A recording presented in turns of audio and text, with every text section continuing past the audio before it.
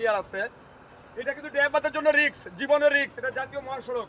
এই সড়কে যে দূরপাল্লার গাড়িগুলো চলে প্রচণ্ড গাড়ি। এখানে কিন্তু খুলনা 10-এর মহাসড়ক নপাড়াক নামক স্থান অভয়নগরে একটা নবন্দর।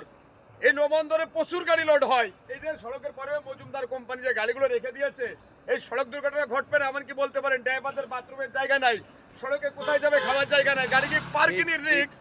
এগুলো কোথায় কি করবে? আমি কাদের বলবো? এটা জাতীয় মহাসড়ক, ব্যস্ততম সড়ক। এই গাড়িগুলোর কেন জায়গা নাই? কেন কোম্পানি গাড়িগুলো ভাই দেখান কত গাড়ি আছে দেখান।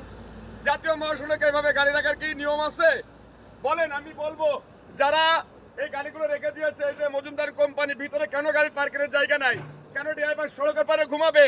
কেন পথচারী একটা দূরপাল্লার গাড়ি, কেন মোটরসাইকেলের রিস্ক হয়ে থাকবে জীবনের? এইগুলোর বিষয়ে কি বলতেছেন আপনারা?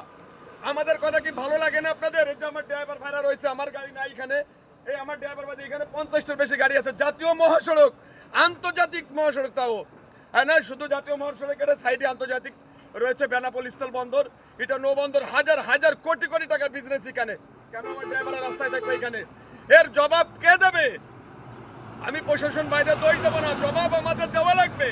কেন ড্রাইভার এখানে থাকলে, কেন তাদের পার্কিংয়ের জায়গা নেই, কেন কোম্পানি এভাবে রাখছে তাদের? কোথায় যাবে এখানে বাথরুমে ড্রাইভারদের? কোথায় গোসল, কোথায় খাওয়া দাওয়া? ভাই চোখ লাল দেখলে গাঁজাখোর বলেন না, ঠিক আছে ভাই?